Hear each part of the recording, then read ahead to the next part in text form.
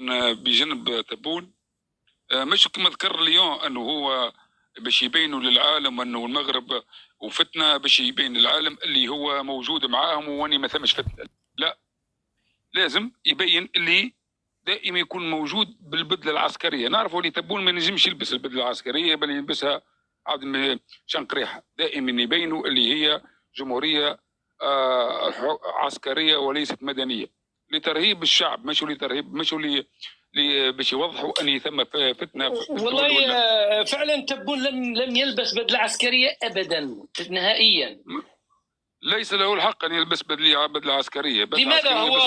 هو وزير دفاع ورئيس الحرب يلبسها في الحرب. هو رئيس مدني لم يجي في الجي تي اس. يلبسها في الحرب. ولماذا لحظه فلماذا شنقريحه بينام بالبدله العسكريه ويظهر بها في كل شويه؟ لماذا شنقريحه لابسها؟ هذا مصيبه يا اسعد الذي تربى فيه. انت تجي ترامب يلبس بدله عسكريه. خليني فاهمك. يكون انت عندك لا تفهمني لا تفهم.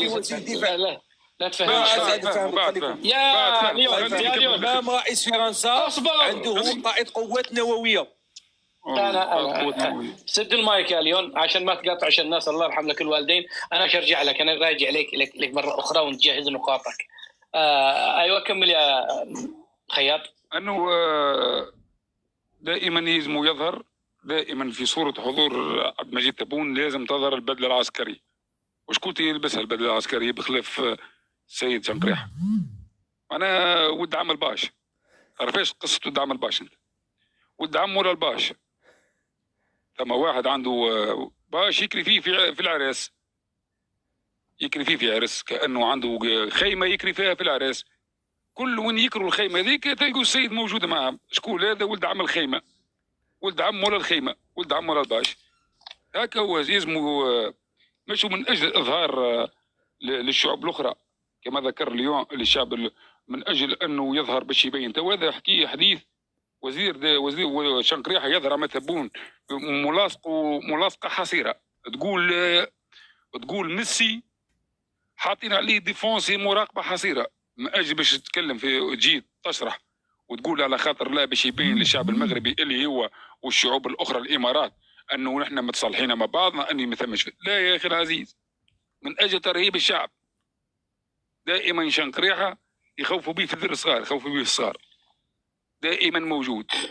وما لاحظتهاش انا بصراحه حتى قبل ما كانتش موجوده قبل في عند الجزائريين، الا في الاونه الاخيره من الحكم عبد المجيد تبون اصبح محاصره لصيقه من عند شنقريحه. يعني وكأن يعني ما كنت اقوله انا هو المنطقي. يعني وكأنهم يقولون للعالم والجزائريين العسكر موجود، نحن الاصل، نحن الفاعلين الرئيسيين. صح؟ فعلا. وليس المبرر السطحي الذي اورده ليون انه هو يطلع جنب تبون حتى ينهي الشائعات. يا اخي هذا 24 ساعه مبرر هذاك. حتى جديتي عمرها 100 ما تصدقوش الحديث هذا يحكي فيه. والله تبرير واهي جدا. صح. هذا هو دائما في الدول العسكريه دائما يظهروا في المراسم في الخطابات. حتى كي يمشي يدشن سباله يدشن تواليت يا جماعه عسكر. ايش دخل رئيس دوله ماشي يغرس في كلاتوسه ولا يغرس في زيتونه وحتى من شنقريحه لابس بدله عسكريه ويغرس معاه في زيتونه؟ ثم منطق، ثم حاجات، ثم رسالات مشفره يوجهوها. هذا يخطو. طيب انا سانهي موضوع المنتدب هذا مع منير وولد العاصمه ثم ليون. بعد ذلك اريدك ان تعلق على وزاره المجاهدين. انا هذا الوزاره اللي ما فهمتها. وزارة مجاهدين، أين يجاهدون؟ وما هو هذا الجهاد؟ وكيف يجاهدون؟ وما أنواع الجهاد؟ ومن هو أعود معك بعد قليل أخي أسعد. ستطلع وترجع. صافي تمام. أوكي. الأخ منير، تفضل يا منير. السلام عليكم. أهلا وعليكم السلام. رجاء أن أخ أسعد أعطيني وقت وما يقطعونيش لأني عندي بعض النقاط حاب نتكلم فيها. بارك الله فيك. تفضل. طيب احنا يعني كاين واقع وكاين مساحيق وكاين تمثيليات وكاين اخفاء الشمس بالغربال. هذه معروفه. احنا الواقع تاعنا نعرفوه انه الحاكم الفعلي هو انه الحكم عسكري والحاكم الفعلي هو شنقريحه والباقي كل هي تمثيليات. هذا نعرفوا احنا الواقع تاعنا. هذا من المسلمات يا منير. من المسلمات، هذه واضحة وضوح الشمس. أما هذه المساحيق لا تنطلي على عيدة ماذا من المسلمات. الحاكم الفعلي هو شنقريحة في البلاد. الحاكم الفعلي هو شنقريحة، والحكم حكم عسكري. وتبون المنتخب شعبيا أين تضعه؟ الانتخابات هذيك تمثيليات ومسرحيات، لا تنطلي على أي حالة، حتى الطفل الصغير يعني. شيء مساحيق ليس إلا.